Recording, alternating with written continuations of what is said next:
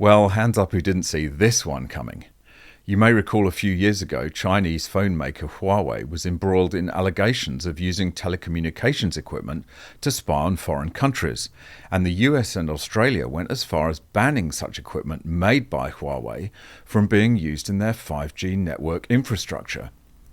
Given the geopolitical sensitivities surrounding China and the West, it's hardly surprising that they would use any means possible to get an intelligence advantage, and flooding the market with potentially bugged smartphones was a pretty clever idea. And now, of course, we have Chinese EVs, which are essentially like smartphones on wheels, with all kinds of network connectivity, cameras, microphones, GPS trackers, and who knows what else. What could possibly go wrong? Well, plenty, apparently, and now the world is starting to take action. Welcome back to MGUY, British engineer and lawyer turned Sydney YouTuber. Please be sure to like, share and subscribe, hit the notification bell, drop a comment down below, and don't forget to follow me on Instagram and Twitter X. The Biden administration is launching an investigation into the national security risks posed by Chinese EVs, and we'll come onto that in a minute. But in the UK, we have a similar situation with chargers which don't meet minimum standards of protection against possible cyber exploitation. Electric car charger pulled amid warning hackers could attack national grid. Regulator says copper SB charger, which sells for around £500, does not comply with cybersecurity laws. An electric vehicle charger has been pulled from sale amid warnings that foreign hackers could use it as a weapon to cause electricity blackouts. The Office for Product Safety and Standards, the consumer safety regulator, has told charger company Wallbox that its copper SB electric car charger does not comply with cybersecurity laws. Critics say continued sales of the copper SB charger, which sells for around £500, risks letting hostile nations disrupt the UK's critical national infrastructure. Wallbox has sold close to 40,000 electric car chargers in Britain, although it is not known how many of these are the affected model. Copper SB chargers already installed in homes are not being recalled. Ken Munro of Pentest Partners, a cybersecurity company, said, "The electric vehicle charging industry has inadvertently created a weapon that hostile foreign powers and others could use to destabilize our power grid.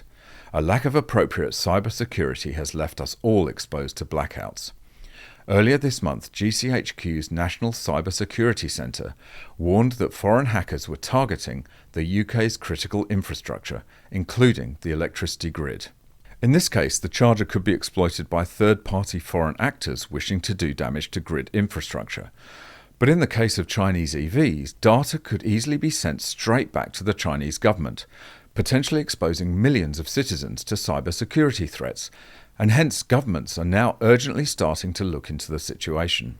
US to investigate national security risks posed by Chinese connected vehicle technology.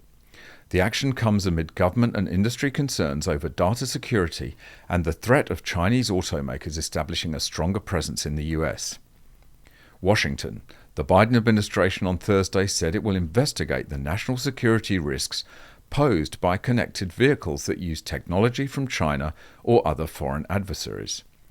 The action comes amid growing concerns from the Biden administration, Congress and automakers over data security and the threat of Chinese automakers establishing a stronger presence in the US market.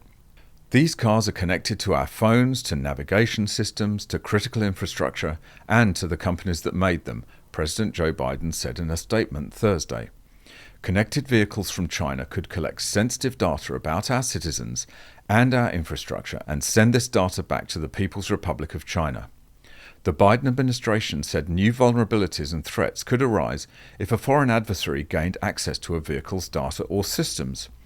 More specifically, the hardware and software that collect and transmit data wirelessly, such as telematics, advanced driver assistant technology, and for electric cars, battery management systems. Many of these vehicles can be enabled and disabled remotely. Connected vehicles that have technologies sourced from China could be exploited in ways that threaten US national security, Lael Brainard, White House National Economic Advisor, told reporters in a briefing Wednesday.